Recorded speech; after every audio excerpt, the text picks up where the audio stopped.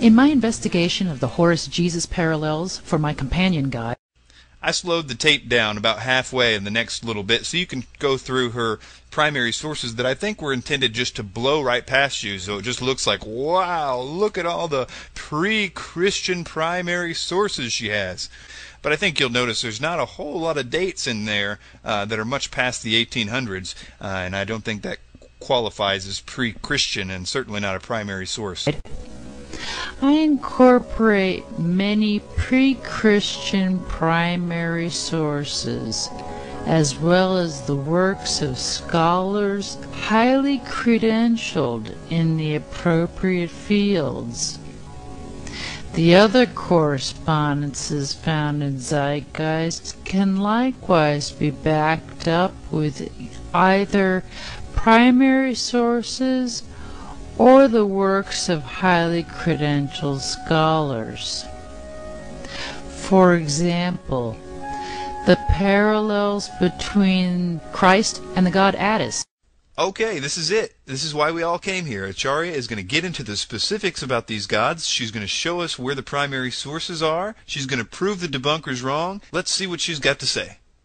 Who was brought up in Zeitgeist are discussed by Dr. Andrew T. Fear, a professor of classics and ancient history at the University of Manchester in England.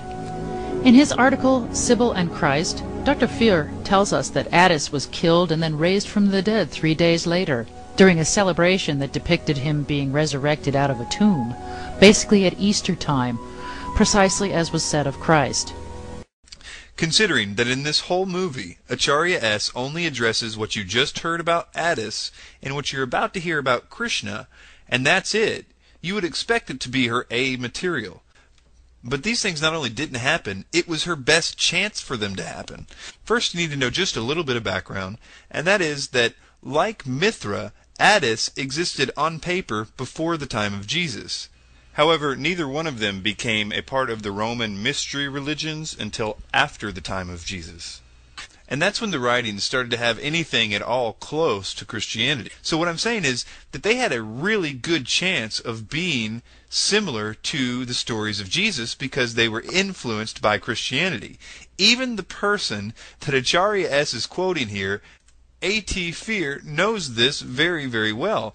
He says that the Attis cult modified itself in significant ways with the passing of years, and says that they seem to have been provoked by a need to respond to the challenge of Christianity. So, like Mithras, Attis represents the very best chance that Acharya S can be right about these similarities. And what makes this so sad is that she is still wrong. There are several versions of Attis's death, but in none of those accounts is he resurrected after 3 days. In the closest possible account during Attis's wedding, his bride dies and he basically emasculates himself. One of his friends asks Zeus if he could basically resuscitate him, and Zeus consents only in the sense that he lets Attis's body remain uncorrupted, his hair continues to grow, and his little finger moves continuously. No 3 days, no tomb, no nothing. And in another account, Sibyl falls in love with Attis, who prefers a nymph. Sibyl kills the nymph. Attis goes nuts and emasculates himself. From his blood, flowers grow out of the ground, and he turns into a pine tree. There's another story where a king kills Attis and makes sure his body is never found. And keep in mind, these are after the time of Christ. And yet it still takes another 100 or 200 years in the 3rd century before anything like what Acharya S is saying, at which point it becomes obvious that it was Christianity that influenced Attis, not the other way around. Which, by the way, is what the guy that she's quoting, A.T. Fierce, says point blank. Also, the idea of the Indian god Krishna's mother being a virgin is not widely known and is therefore said to be wrong. First of all, the virgin birth motif is specifically stated by ancient writers like Philo of Alexandria to be a mystery. Keep in mind, this is one of the 2 things that she says in this whole video about these similarities. This is supposed to answer the debunkers, and she gives us this and the Attis thing. And listen to what she wants you to believe. She's telling you that the reason that you can't find any record in like the Bhagavad Gita or the Mahabharata that Krishna was born of a virgin is because it was a mystery and there weren't any writings about it. And what does she have to prove that? This guy tells us that all the Hindus are wrong about their much, much more ancient document that not only says that Krishna's mother wasn't a virgin, it says that she had 7 children before Krishna. Okay? So what she's saying is, okay, you got me. There is actually no record of Krishna being born of a virgin, and in fact it says the exact opposite of that in every account. Sorry about my saying that point blank so much, but what I actually meant was that it's a mystery, and if you want to know it's a mystery, you have to go to the 1st century, where this Jewish philosopher sort of kind of implied that it was a mystery, and she needs to actually go to India and tell all the Hindus this, because they have had it so wrong. They needed to just hook up with Philo, and then they could have figured all this out by now. And even though she's clearly saying that there isn't any record of this in the Hindu texts, in the next few frames she makes it look like you can find this in the Bhagavad Gita. In fact, the Google search of the book isn't from the Bhagavad Gita, but it has a little thing on the bottom that says related books is the Bhagavad Gita. As was the goddess who gave birth to a god and yet remained an eternal virgin. And this fact of secrecy explains why these themes are not found all over the place in writing. They're not found all over the place in writing, or anywhere for that matter. It's a mystery, didn't you hear? Mysteries equal no paper trail.